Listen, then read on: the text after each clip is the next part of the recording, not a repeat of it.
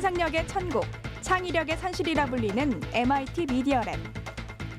IT 기술을 미디어, 예술, 의료 등 전 산업에 녹여내는 융합 연구가 이루어지고 있는 곳이다. MIT 미디어 랩은 인간을 생각하는 기술이라는 구호 아래 획기적이고 창의적인 교육을 실천하고 있다. MIT 미디어 랩의 등장 이후 이를 벤치마킹한 미래 학교들이 세계 곳곳에 생겨나고 있다. 단순히 선진화된 교육이 아닌 창의적이고 융합적인 인재 양성을 위한 교육의 변화를 꾀하고 있는 것이다.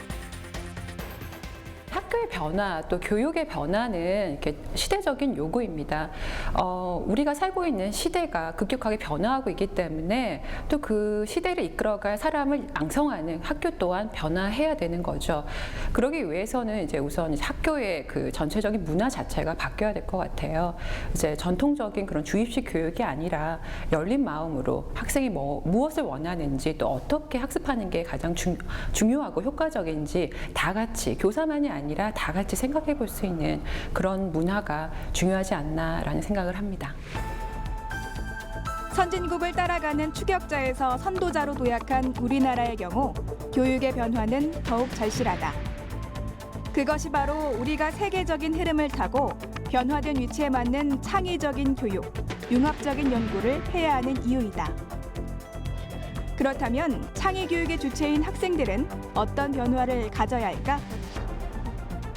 학생들에게 강조하고 싶은 거는 수동적인 태도가 아니라 좀 더 능동적이고 적극적인 태도를 가지라고 강조하고 싶습니다. 어떤 변화를 이끌기 위해서 자기가 필요한 게 무엇인지 그 변화에 대해서 굉장히 그 표현을 하고요. 그 다음에 그런 문제점들을 적극적으로 찾아내고자 하는 그런 태도가, 적극적인 태도가 상당히 중요한 것 같습니다. 자신에게 필요한 것이 무엇인지 생각하는 것은 변화를 위한 교육의 시작이다. 그래서 지금 우리의 미래 교육을 위해 다 함께 고민하고 옳은 방향을 찾아야 할 때인 것이다. 지식 창조의 공간인 학교, 그리고 변화가 필요한 우리 교육을 위해 세계의 미래 교육을 살펴보고 창의 교육의 지향점에 대해 들어본다.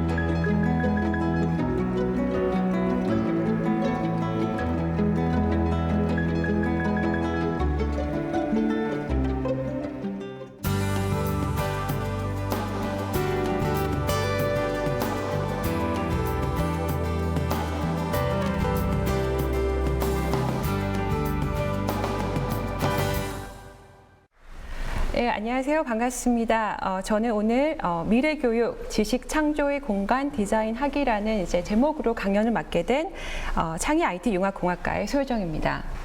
네, 본 강의의 목표는 현재 이제 많은 이슈가 되고 있는 미래학교 또는 미래교육에 관련된 주요 관점들이 무엇인지 또 어떠한 이슈들이 있는지 한번 같이 살펴보도록 하고요.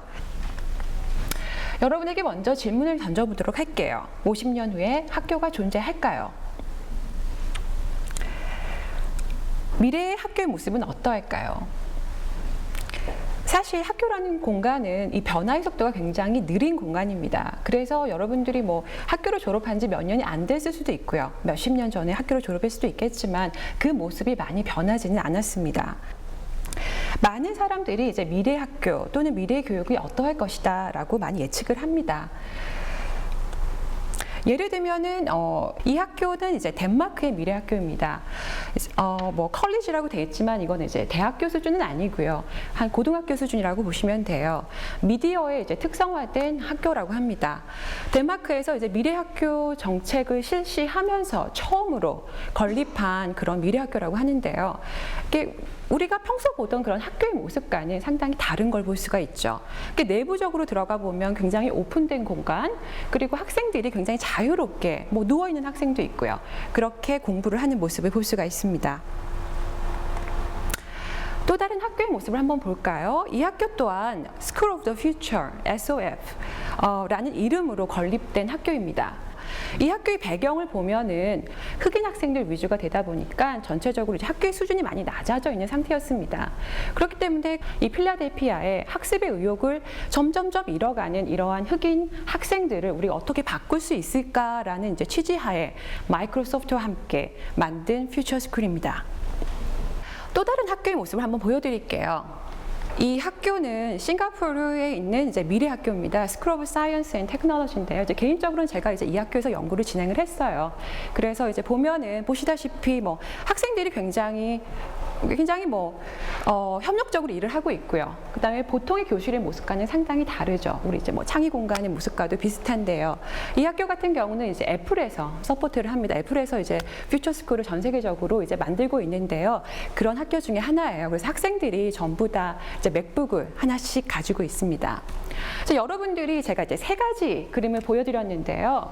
이 공간들을 보니까 어떤 공통점이 있는 것 같아요.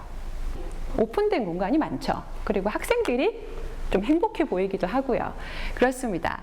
그래서 이제 미래 교육에 관한 얘기를 많이 하다 보면요. 미래 교육 또는 미래 학교에 대한 얘기를 하다 보면은 건물에 대한 얘기가 꼭 나와요. 뭐 건물은 이렇게 한번 지어보자 라는 얘기도 많이 하고요. 공학적 기기, 뭐 테크놀로지 이렇게 한번 써보자 라는 얘기도 참 많이 합니다. 하지만 제가 생각하기에 미래 교육 또는 미래 학교는 그 이상이라는 거죠. 팬시한 뭐 건물, 뭐 공학적인 기기 다 좋죠. 그거는 그렇지만 그 이상의 조건을 필요로 한다는 겁니다. 왜 미래학교 또 미래교육에 대한 담화가 중요한가? 왜 이런 논의가 중요한가라는 것은 이제 우리가 이제 막다뜨린 그런 미래의 사회는 배운다는 것이 무엇인지 또 학교라는 게 무엇인지에 관한 본질적 질문을 하게 만듭니다. 이제는 그 정의가 바뀌는 거죠. 학교의 모습이 바뀌는 거고요. 또 학교, 학생, 교사, 뭐 가르치는 사람의 역할도 재정의될 필요가 있는 겁니다. 이러한 현상을 제가 패러다임 시프트라는 관점에서 한번 살펴보도록 하겠습니다. 미래 교육을 어떻게 구상을 할 것인가, 미래의 뭐 학교는 이렇게 어떻게 구상을 할 것인가 하면은 제가 볼 때는 2가지의 담화 형태가 있는 것 같습니다. 이제 미래를 구상을 하면서 굉장히 현실에 근간을 하고 있는 거죠. 현재 학교의 모습. 그렇기 때문에 변화하고자 하는 그 폭이 굉장히 좁아요. 굉장히 표면적이고 그러한 변화만이 일어나는 거죠. 그렇기 때문에 미래 학교의 모습도 상당히 지금과는 유사한 형태를 지니는 경우가 많습니다.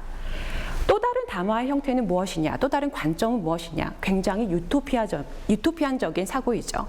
학교의 모습을 굉장히 이상적으로 그리는 거예요. 지금과의 모습과는 전혀 다른 그런 학교의 모습이 생길 거다. 지금과는 전혀 다른 유형의 교사, 학생들이 생길 거다라는 유토피안적인 사고도 우리가 발견을 할 수가 있습니다. 근데 사실 이제 극단적인 관점을 가지는 거는 상당히 위험한 사고죠. 그러면 요즘에 왜 많은 사람들이 교육에서 패러다임의 변화가 필요하다고 얘기를 하는 걸까요? 예를 들어서 왜 한국에서 많은 사람들이 요즘 창의적인 인재가 필요하다, 융합적인 교육이 필요하다, 융합적인 연구가 필요하다, 왜 이런 얘기를 하는 걸까요? 결국은 이것은 이제 시대적인 요구인 겁니다. 왜 지금 교육 패러다임의 변화가 필요할까? 한번 살펴보도록 할게요. 역사적인 관점을 한번 제가 소개를 드리겠습니다. 현재 학교의 모습은 전체적으로 보면은 역사적인 유산이에요. 예. 3가지 교육의 이제 패러다임이 있어 왔다고 볼 수가 있는데요. 첫 번째, 이제 1세대 교육의 모습은 도제식 교육입니다. 우리가 알고 있는 도제식 교육. 그렇기 때문에 책임의 주체가 누구냐, 교육의 책임의 주체가 누구냐, 뭐 부모죠. 가정에 있는 부모고요. 자식을 잘 키워야 되고요. 그 다음에 내가 장인을 찾아가서 굉장히 실용적인 기술을 배우면 되는 그런 교육이 도제식 교육이었습니다. 그런데 시대가 흐르고 이제 산업혁명이 일어나고 그러면서 그러한 교육만으로는 사회적 요구에 부응을 할 수가 없었죠. 그래서 2세대 교육에서는 보편적 그리고 의무적인 교육이 필요하게 된 겁니다. 교육 책임의 주체가 한 가정에서 국가로 넘어가는 거죠. 그러면서 효율성이 강조가 되고 대량 생산 그리고 굉장히 정형화된 학문적 지식이 나타나는 거죠. 그때부터 커리큘럼이라는 게 나타나기 시작을 한 거예요. 우리가 지금 보고 있는 교과서에 있는 커리큘럼. 그래서 이만큼 이 사람이 언젠가는 쓰겠지라는 지식을 가르치기 시작한 겁니다. 그러면 지금 현재의 교육의 모습은 어떠한가? 그래서 요즘 평생학습이라는 얘기를 많이 하죠. 라이프롱 러닝. 학습은 평생 간다. 이런 말이에요. 이제 학습의 형태는 개인이 주체가 되는 거예요. 여러분이 주체가 돼서 학습을 해 나가야 되는 겁니다. 여러분의 선택이 무엇보다도 중요한 시기예요. 그리고 내가 단순히 학문적 지식을 배우는 것만으로는 살아남을 수가 없죠. 왜냐하면 지식의 변화가 상당히 변화의 속도가 굉장히 크기 때문입니다. 그렇기 때문에 learning how to learn, 어떻게 배우는 방법을 여러분들이 알아야 돼요. 예. 그리고 또 교육의 형태를 보면요, 페다고지의 형태를 보면은 단순히 교사가 앞에서 여러분들한테 주입식으로 가르치지 않죠. 굉장히 상호작용적으로 인터랙션 위주로 교육의 형태가 바뀌고 있습니다. 자, 이런 이론적 배경을 바탕으로 한번 한국 교육의 현실에 대해서 얘기를 해보고자 합니다. 요즘 뭐 뉴스를 보면은 이런 말 많이 듣죠. 이제 이 말은 이제 길 가는 사람한테 물어도 다 아는 그런 말이 됐어요. 뭐 창조경제, 장의교육, 융합교육, 뭐 융합연구, 그다음에 뭐 스마트 교육, 뭐 요즘 교육부에서 미는 거 이제 스마트 교육 정책이죠. 이런 말들을 우리가 아주 많이 듣습니다. 거의 매일 뭐 뉴스를 보면 나오는 얘기 중에 하나예요. 그런데 우리가 이 말을 듣고 그냥 흘리면 안 된다라는 거죠. 이 말이 의미하는 게 무엇인지 아주 인식론적으로 정확하게 이해를 할 필요가 있습니다. 또 하나 제가 여러분한테 던지고 싶은 질문은 무엇이냐면요. 예를 들면 창조경제, 또 창의교육, 융합연구가 우리가 나아가야 될 방향이라면 결국은 그러면은 우리가 맞닥뜨린 그 문제점은 무엇이냐는 거죠. 예, 왜 우리가 창조경제가 필요하고 왜 융합연구가 필요할까요? 그런 문제에 대해서 제가 한번 같이 의논을 해보도록 하겠습니다. 한국 교육의 현실을 제가 이제 몇 가지 통계 자료를 통해서 여러분한테 설명을 드릴게요. 이제 초중고까지 이제 수준이라고 보시면 돼요.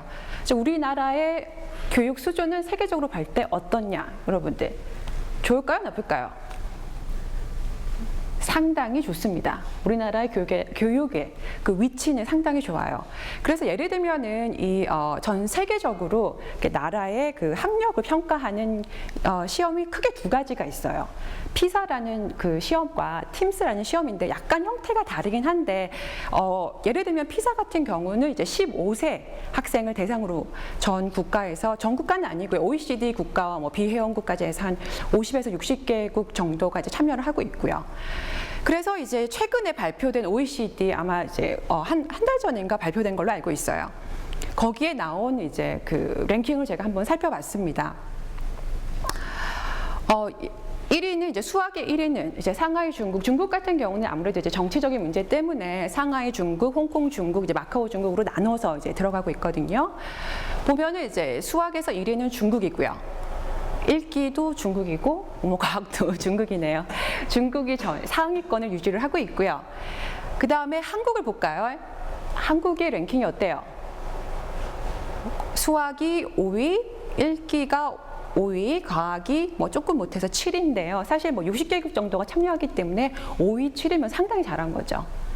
한국의 교육은 나쁘지가 않아요. 초중고 이렇게 국제적 학력평가의 기준으로 보면은 상당히 나쁘지가 않습니다. 전체적으로 보면 여러분들이 이제 패턴을 볼 수가 있을 거예요. 상위에 랭크된 나라들은 거의 대부분이 동아시아권에 있는 이제 나라들이다라는 걸 알 수가 있죠. 그런데 이제 좋아할 만한 일은 아닌 거죠. 이제 대학으로 오면 이제 완전히 얘기가 달라지죠. 예, 우리도 이제 대학에 있지만 뭐 대학의 평가하는 기준은 이제 크게 뭐 QS 랭킹과 이제 타임즈에서 하는 랭킹 두 가지가 있는데요. QS 랭킹 같은 경우 이제 MIT가 넘버1으로 나와 있고요. 이제 타임즈 랭킹 같은 경우는 이제 칼텍이 나와 있죠.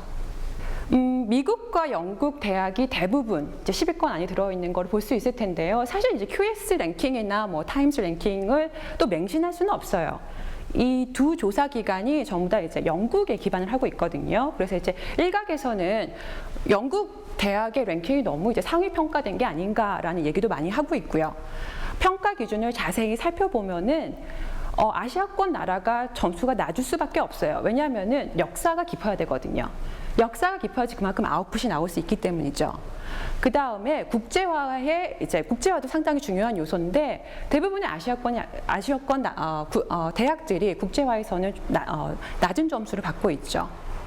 그렇기 때문에 뭐 특이한 형상은 아니다 그래도 앞서 말한 랭킹을 비교해 보면은 좀 의문이 들죠.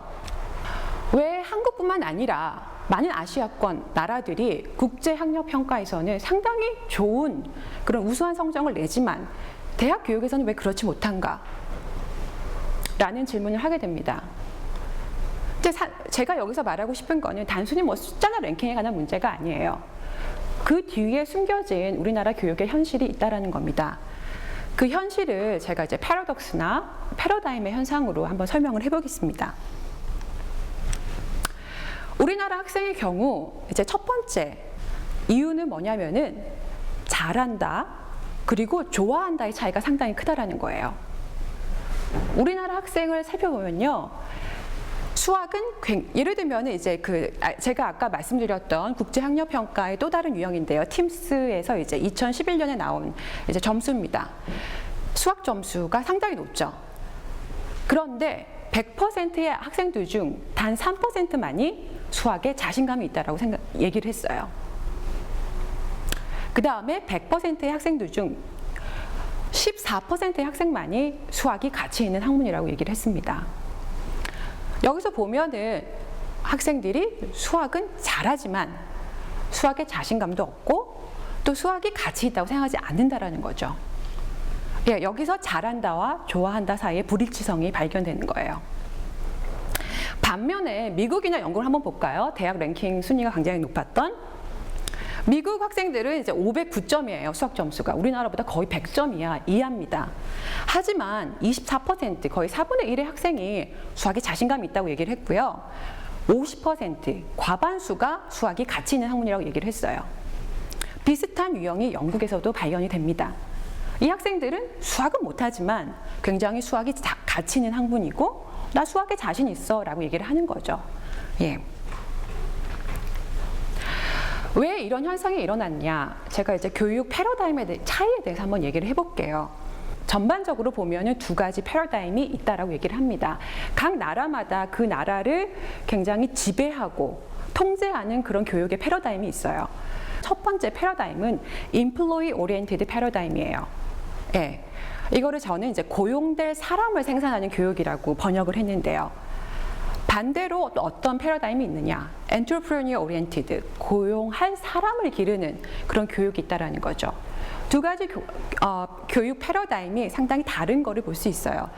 고용될 사람을 생산한다. 그러면은 이제 효율성이 증가해야 되는 거죠. 그렇기 때문에 정확한 지식을 단기간에 대량적으로 생산하는 게 그런 게 목표죠. 그래서 교육 과정 동안 굉장히 정형화되는 현상이 나타납니다. 반면에 고용할 사람을 기르는 교육이다. 그럴 경우에는 단기적인 성과는 그렇게 중요하지 않아요.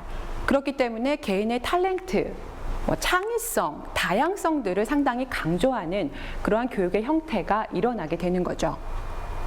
우리나라 교육이 어떤 패러다임이 주가 됐냐 한번 생각을 해볼 필요가 있죠. 교육의 패러독스적인 현상이 이제 미국 교육에서 발견이 됩니다. 앞서 제가 설명드렸다시피 미국 교육은 학력평가, 국제학력평가에서 순위는 한 번도 높은 적이 없어요. 예, 20위권 안으로 들어온 적도 없고요. 항상 낮았습니다. 그런데 오히려 그렇게 낮았기 때문에 창의성을 강조하는 교육이 일어난 거죠. 그리고 창의성을 강조를 했기 때문에 그러한 인재들이 양성이 됐고 그러한 인재들이 굉장히 혁신적인 그런 기업을 만들 수가 있었다라는 그런 역설적인 현상이 일어나는 거죠. 반대로 우리나라 및 많은 동아시아권 나라들은 어떻게 했냐? 고용 추구적인 이제 패러다임이 주가 됐다라는 거예요. 그렇기 때문에 지식 전달 위주로 교육이 이루어졌고 그래서 오히려 창의성이 억눌려지는 그런 현상이 발견됐습니다. 역설적인 현상이 발견되는 나라가 이제 또 하나 있는데요. 그 나라가 이제 핀란드예요. 핀란드가 상당히 교육에 대해서는 정말 이제 그 선진국이다. 많은 사람들이 핀란드의 교육을 배우기 위해서 많이 떠나요. 하지만 핀란드 교육의 힘이 무엇인가라는 얘기를 참 많이 하거든요. 제가 알기로는 이제 다큐멘터리 프로그램도 몇 개가 있었고요. 제가 알기로는 제가 볼 때 가장 핀란드 교육의 핵심은 이제 교사예요. 예를 들면은 핀란드에서는 교사가 되는 게 상당히 어렵습니다. 우리나라도 교사가 되는 게 어렵긴 하지만요. 핀란드는 그것보다 더 어렵다고 보시면 돼요. 핀란드에 있는 어떤 이제 그 교사가 얘기하기를 교사의 위치가 변호사가 되는 거, 의사가 되는 것만의 위치라고 얘기를 합니다. 그리고 핀란드에 있는 모든 교사들은 최소한 이제 석사 학위를 가지고 있어야 되고요. 그렇게 좋은 교사가 있었기 때문에 또 핀란드가 좋은 교육을 지금까지 이제 만들어 올 수 있었던 거죠. 그래도 역설적인 현상은 뭐냐면은 핀란드는 시험이 없어요, 학교에서. 시험은 거의 뭐 고등학교 끝날 때쯤, 그때 딱 한 번 있다고 합니다. 그럼에도 불구하고 이제 서구권 나라 중에서 꾸준하게 상위권을 유지하는 나라는 핀란드인 거죠. 그러면 제가 지금까지 말한 그 국제적인 뭐 학력 평가와 이제 혁신적 기업과의 관계에 대해서 조금 설명을 드릴게요. 앞서서 제가 이제 국가의 학력 평가에 대해서 얘기를 했는데요. 이 자오 교수의 말을 따르면요, 국가의 학력 평가 수준과 어떤 혁신적인 기업과 정신과의 상관관계는 상당히 낮다고 그럽니다. 그러니까 나라의 뭐 그 학력이 높다고 굉장히 그 창의적이고 혁신적인 기업이 나오는 건 아니라는 거죠. 그 상관관계는 상당히 낮대요. 실제로 이제 그 뭐 기업 교육 하시는 분은 이제 아시겠지만 GEM 리포트가 있어요.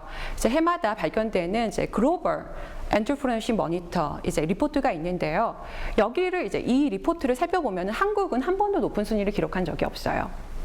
팀스나 피사 같은 그런 국제 평가에서는 굉장히 상위권을 유지를 하지만 우리나라 기업 아니면 기업가 정신은 이제 한 번도 상위권을 기록하지 못한 거죠. 반면 미국 경제는 굉장히 혁신적이고 창의적인 그런 기업가 정신을 강조했고 그 기반으로 지금까지 혁신을 이루어 왔던 겁니다. 그러면 이제 혁신과 창조 마인드에 대해서 제가 한번 말씀을 드릴게요. 많은 분들이 얘기하는 이제 그 현상이죠. 우리나라 기업이 어떻게 나아가야 할 것인가. 이제 그 지금까지 우리나라가 성공적이었던 것은 이제 패스트 팔로우 정책이다. 예를 들면은 우리는 이제 앞에 따라갈 모델이 있었던 거죠. 그래서 그 모델을 보고 정확하지만 빠르게 따라가면 됐었죠. 그리고 우리나라는 그렇게 해서 성공을 했고요. 반면에 우리나라가 어떻게 변화해야 갈 것인가. 거기서 이제 퍼스트 무버 정책이 나오죠.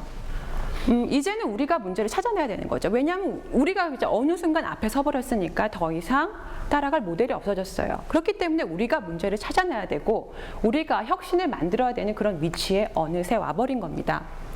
그런데 앞에서 제가 말씀드렸던 교육의 패러다임과 이 정책을 이제 연결시켜 보면요, 패스트 팔로우 정책 같은 경우는 앞서 말씀드렸던 고용될 사람을 생산하는 교육으로 충분했어요. 예. 그런 사람을 대량적으로 생산하고 한번 따라가 봐라 이렇게 해서 성공을 했습니다. 하지만 퍼스트 무버 정책으로 갈 때는 패러다임이 바뀌어야 된다는 거죠. 엔터프레니어 오리엔티드, 고용할 사람을 기르는 교육으로 패러다임이 바뀌지 않으면은 퍼스트 무버 정책은 성공을 할 수가 없는 거예요. 또 퍼스트 무버 정책 우리나라가 추구를 한다. 그러면은 가장 중요한 게 무엇이냐? 문제 해결 능력보다는 제가 볼 때는 문제를 찾아내는 능력이 중요해요. 예, 여러분들이 문제 해결은 잘해요. 그런데 이게 정말 뭐를 위한 문제인지 모르는 경우가 상당히 많아요. 굉장히 솔루션에만 집착을 하다 보니까 이게 정말 뭐를 위한 문제인지 모르는 경우가 많거든요. 예를 들면 요즘 뭐 융합 교육, 융합 연구가 많이 이제 그 화제가 되는 이유도 결국에는 공학과 인문학, 그 다음에 사회과학을 융합해서 중요한 문제 영역과 문제 영역을 찾아내겠다라는 거죠. 사회과학이나 인문학을 하는 사람들은 그냥 그런 현상을 연구를 하기 때문에 이 영역은 정말 중요한 영역이다 이런 걸 잘 찾아내잖아요. 그래서 그러한 문제 영역을 찾아내겠다라는 그런 어떠한 메커니즘이라고 볼 수가 있습니다. 그러면은 이제 창의성과 융합에 대해서 한번 얘기를 해볼게요. 이제 뭐 창의 IT 융합과를 이제 정의하는 우리의 이제 아이덴티티라고 할 수가 있는데요. 창의성은 무엇이냐? 또 융합은 무엇이냐? 참 이제 대답하기 힘든 질문 중에 하나예요. 예를 들면 이제 브라운 교수가 얘기를 하기를 창의성이라는 거는 new ways to solve old problem이라고 그래요. 기존에 있던 문제를 조금 다른 방식으로, 새로운 방식으로 풀어가는 거는로 창의성은 충분하다라는 거죠.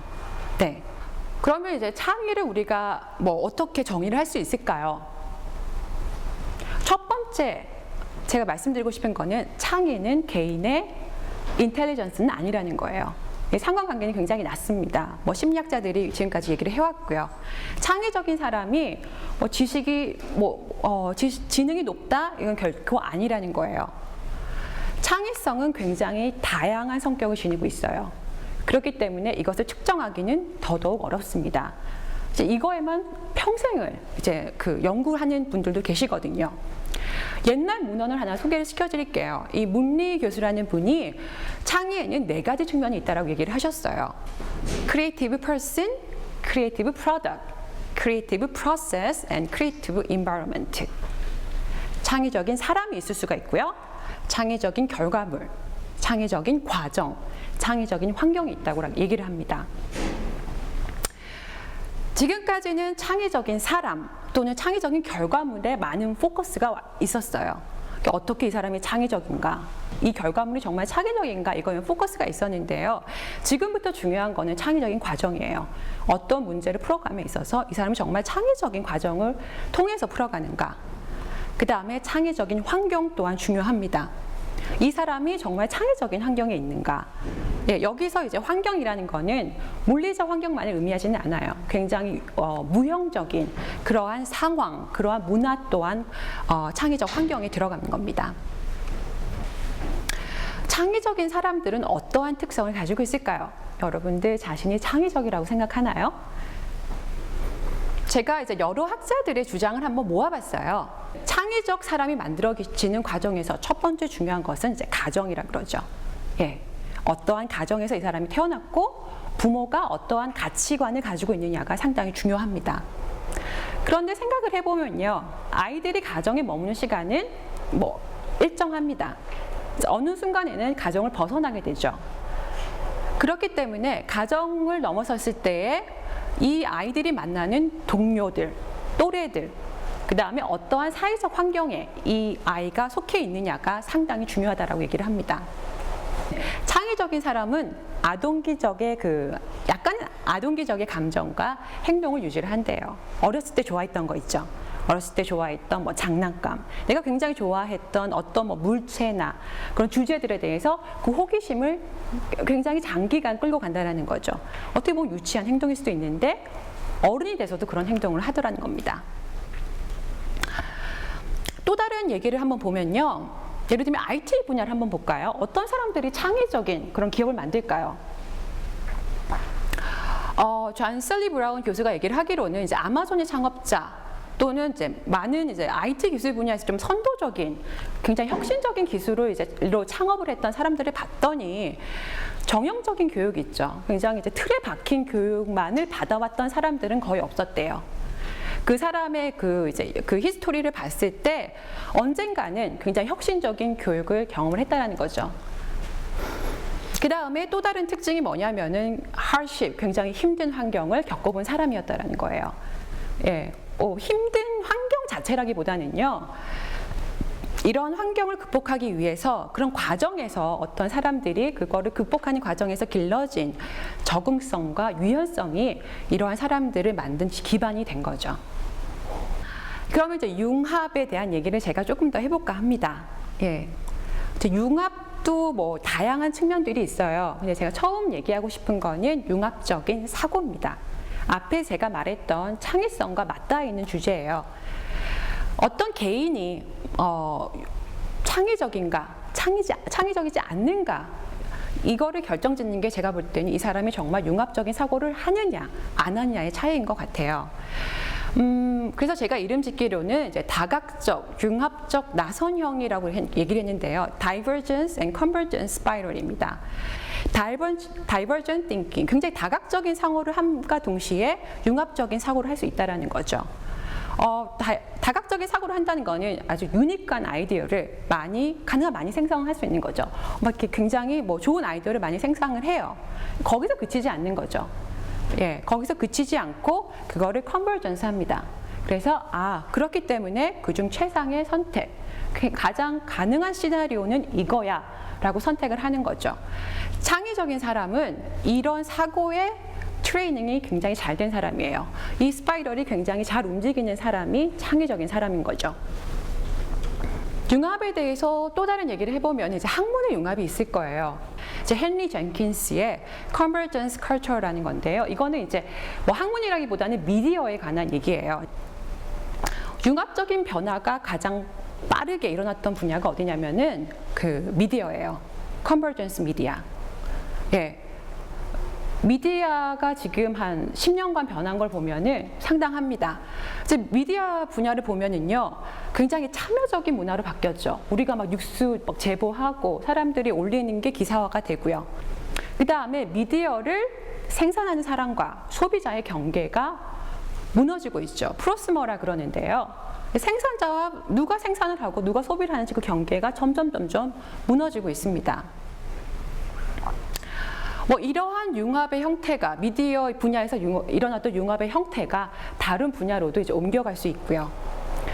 학문의 융합에 대해서 이제 융합의 형태에 대해서 얘기를 해보면은 제가 볼 때는 두 가지 형태가 있는 것 같아요.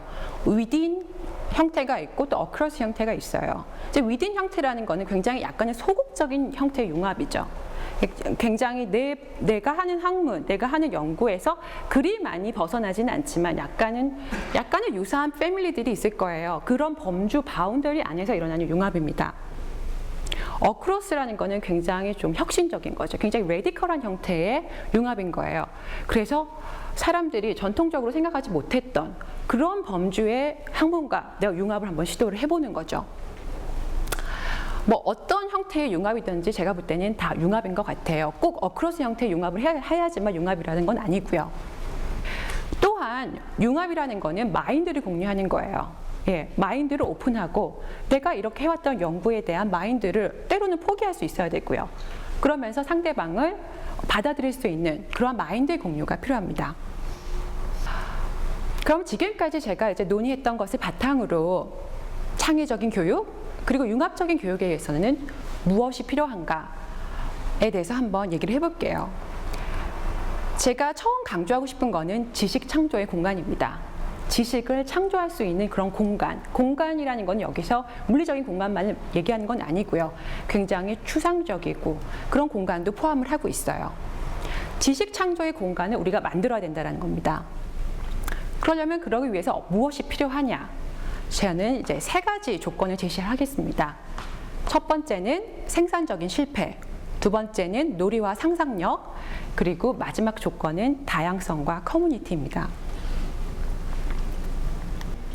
네, 여기 이제 그 사진은요, MIT 미디어 랩이에요. 이제 많은 사람들이 뭐 창의적인 연구, 융합적인 연구를 하면은 다 이제 딱 떠오르는 조직이 어디냐? 이러면 이제 MIT 미디어 랩이죠. 그래서 제가 이제 이런 질문을 해봤어요. 왜 이 미디어 랩이 이렇게 막 화제가 되고 왜 성공적인가? 왜 이런 공간을 우리는 만들기 힘든가라는 이제 질문을 해봤습니다. 미디어 랩이 사실은 이제 건축대학의 프로그램이었는 거 아셨어요, 여러분들? 이제 거슬러 보면은 이렇게 그 건축대학의 한 프로그램이었습니다. 공대가 아니었어요. 예, 공대의 어떤 그런 프로그램이 아니라 건축대학의 프로그램으로 처음에 만들어졌어요. 왜냐하면 건축이라는 거는 상당히 인간의 삶과 굉장히 맞닿아 있는 학문이거든요. 예, 그리고 굉장히 창의적인 사고를 할 수 있는 공간이었고요. 예, 두 번째 얘기는 의도적으로 예술 영역과의 융합을 시도했다고 합니다. 예술을 전공하는 그러한 교수들도 일부러 뽑았고요. 그러한 학생들도 일부러 뽑았고요. 예, 그런 예술적인 창의적인 사고가 그 공간에 흐르도록 의도적으로 융합을 시도했다라는 거예요. 또 흥미롭게 봤던 거는 아이들을 대상으로 한 연구 랩을 유지를 했다라는 거예요. 제가 알기로는 그 라이프롱 킨더가든인가 그런 리서치 그룹이 하나 있어요. 예, 근데 이것도 상당히 중요하다라는 거죠. 제가 앞서 말씀드렸죠. 창의적인 사람은 어떻다고요? 유아기적인 감정을 유지를 한다 그랬죠. 그렇기 때문에 아이들을 대상으로 한 연구 랩이 있는 게 상당히 중요로 했다. 이렇게 얘기를 합니다. 덧붙여서 이제 네 가지의 성공 요소를 diversity, community, churn and playfulness and risk라고 얘기를 하는데요. 그걸 제가 좀 더 얘기를 해보도록 할게요. 어떻게 우리가 그 창조적인 공간을 만들어 갈 것인가? 제가 첫 번째 강조하고 싶은 거는 생산적인 실패를 허용하는 겁니다. 그 공간이 생산적인 실패를 허용할 수 있어야만 지식 창조, 굉장히 창의적인 아이디어가 만들어질 수 있는 거죠. 두 번째 제가 볼 때 중요한 조건은 논리와 상상력이에요. 제가 창의적인 생각의 근원은 어디일까 한번 생각을 해봤는데요. 첫 번째 제가 보니까 이제 놀이터, 뭐 애들 노는 거 있죠. 애들 노는 거 보면 진짜 창의적으로 잘 놀잖아요. 예, 우리가 사용하지 않는 물건을 사용해서 굉장히 재밌게 놉니다. 아이들과 놀이, 그리고 예술하는 사람들 굉장히 창의적이죠. 예, 건축하는 사람도 제가 볼 땐 굉장히 창의적인 것 같아요. 예, 그런 사람들이 이제 창의적인 생각의 근원을 제공을 하고 있고요. 그렇기 때문에 제가 볼 때는 놀이를 허용할 수 있는 환경이 조성되는 게 굉장히 중요합니다. 놀이가 허용될 수 있다. 놀이가 일어날 수 있는 데는 두 가지 조건이 있는데요. 첫 번째는 앞서 말했던 것처럼 실패가 허용이 돼야 돼요. 실패가 허용이 되지 않는다면은 그것은 결국 놀이가 될 수가 없는 거죠. 예, 실패를 허용을 해야만 놀이가 일어날 수 있는 겁니다. 두 번째 조건은 상상력을 발휘해야 되는 거예요. 애들 놀 때 굉장히 정형적인 패턴으로 안 놀죠. 오늘은 이렇게 놀았다가 내일은 저렇게 놀았다가 이렇게 왔다 갔다 한다고요. 그게 다 상상력을 발휘하는 과정이거든요. 그래서 제가 여러분들한테 드리고 싶은 얘기는 아이디어를 가지고 한번 놀아봐라라는 거예요. Tinkering and messing around with idea. 예. 정확한 답을 따라가려고만 하지 말고요. 한번 아이디어를 가지고 놀아보세요. 예, 그래야지만 정말 창의적인 생각을 만들 수가 있는 겁니다. 마지막 조건은 다양성과 커뮤니티입니다. 예, 융합 연구, 융합 교육을 한다. 그럼 이제 다양한 배경의 사람들을 한번 같이 모아보자라고 이제 얘기를 하는데요. 그것은 이제 불충분한 조건이죠. 그러한 사람들이 커뮤니티를 형성을 해야 돼요. 이제 커뮤니티를 형성하는 것도 굉장히 어떻게 보면 복잡한 이론인데요. 그 커뮤니티를 형성하되 커뮤니티 안에 또 다양성도 존재를 해야 됩니다. 그래야지만 그 조직이 발전할 수 있는 거고요. 예를 들면은 이제 아까 말씀드렸던 그 MIT가 왜 성공을 할 수 있었냐라는 그 이유 중에 하나가 특정 분야의 크리티컬 매스, 어떤 사람이 집중되지 않도록 그렇게 정책을 해왔대요. 굉장히 어떤 분야가 굉장히 도미넌트하게 이렇게 형성을 하고 있으면은 오히려 융합적인 연구를 할 수가 없는 거죠. 그리고 특정 분야에 사람들이 집중되지 않는 현상이 왜 중요하냐? 결국은 오픈 크리틱이 가능하다라는 거예요. 내가 모르니까 가서 굉장히 열린 마음으로 물어볼 수가 있겠죠. 예, 그렇기 때문에 다양성과 커뮤니티가 상당히 중요합니다. 지금까지 제가 이제 많은 얘기를 했는데요.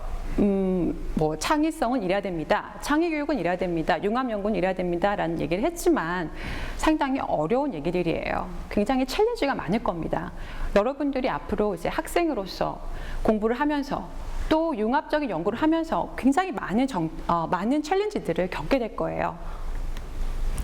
먼저 처음 겪게 되는 거는 이제 그 교육과 관련돼서 처음에 허들은 무엇이냐? 평가죠. 예.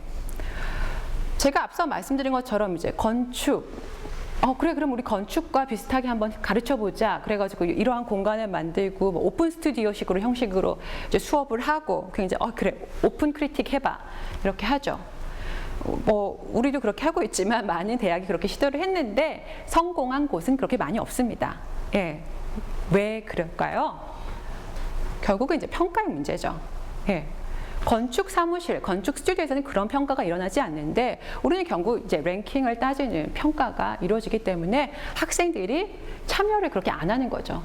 열린 비판을 안 하는 거예요. 결국은 평가의 문제입니다. 두 번째 우리가 맞닥뜨릴 그런 챌린지는 무엇이냐? 제가 볼 때는 정체성의 문제입니다. 이제 한 학생이 저한테 그러더라고요. 무엇을 배우는지 잘 모르겠어요. 이런 얘기 하더라고요. 여러분도 그런 얘기 하나요? 이과 뭐 하는 과예요? 이런 얘기도 하고요. 융합연구 하라는데 이거 어떻게 해야 되는지 모르겠어요. 이런 얘기도 해요. 예. 저도 그런 생각, 융합연구를 하긴 하라는데 어떻게 해야 되냐 이런 얘기를 하는데요. 이제 그런 학문의 정체성도 있고요. 정체성에 대한 문제는요. 사실 제가 볼 때는 이 랩이 어떠한 랩이다. 이 학과가 어떠한 랩이다라고 한마디로 정의하면은 그건 더 이상 융합적인 곳이 아닌 것 같습니다. 예, 오히려 그렇게 정의를 할 수 없기 때문에 융합적인 곳인 거죠. 지식 창조가 일어날 수 있는 곳인 거죠. 그래서 제가 강조하고 싶은 건요.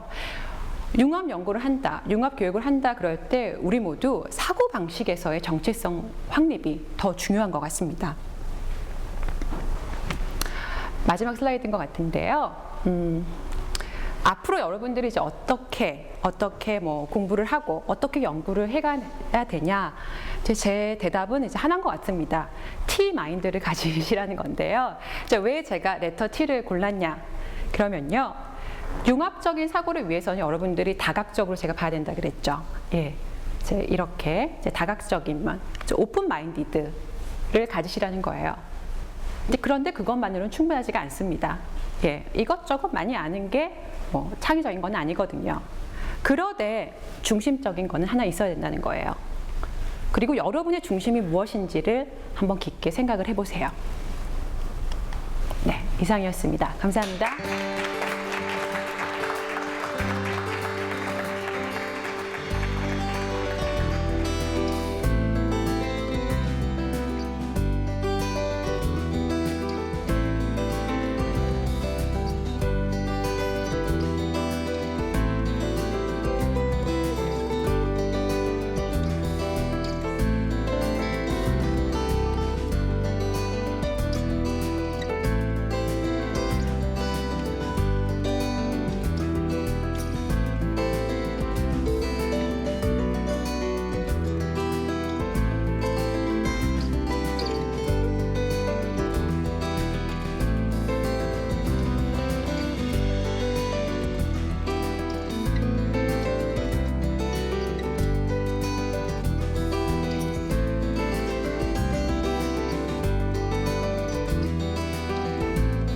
혼자 음악이나 기술 같은 쪽 방향으로 스스로 학습을 해나가고 있었는데 이런 걸 하면서 전에 안 해본 것들이니까 상당히 힘들다는 느낌을 받으면서 약간 좌절감도 있었고 했는데 이런 걸 다시 강연을 들어보면서 학과 교수님들도 이런 확실한 비전이 있고 어떤 아이영 인재 같은 되게 괜찮은 어떤 모델을 세우려고 하는 것이라서 저도 안심이 되고 그냥 괜찮았습니다. 그렇게. 저희 학과에서 어떻게든 열심히 해보고 싶겠다라는 그 수많은 프로그램이 있지만 결국은 하나는 이거 같아요. 그러니까 자기 주도적으로 성장해서 뭔가를 만들어내는 인재가 되라. 뭐 I형 인재 뭐 이런 거 다 필요 없고 어떻게 보면 다 그 안에 들어있는 얘기지만 결국 한마디로 축약을 하면 자기 주도적으로 성장할 수 있는 인재가 되길 바란다. 우린 그걸 위해서 최선을 다할 것이고 바로 자기 주도적 성장 인재가 앞으로 소위 말하는 미래 인재의 핵심이다. 바로 이거 같아요.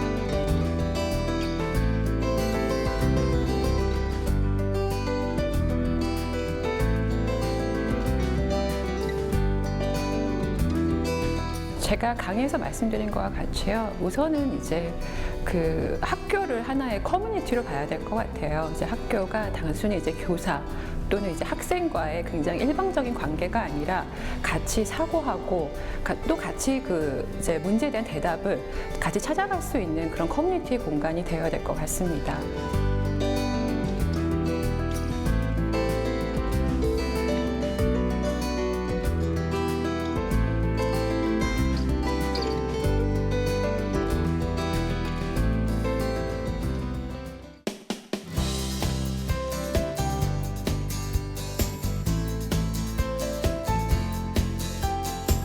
병원이 할 수 있는 일은 과거에 질병 치료만 하는 시대에서 이제는 벗어나야 됩니다.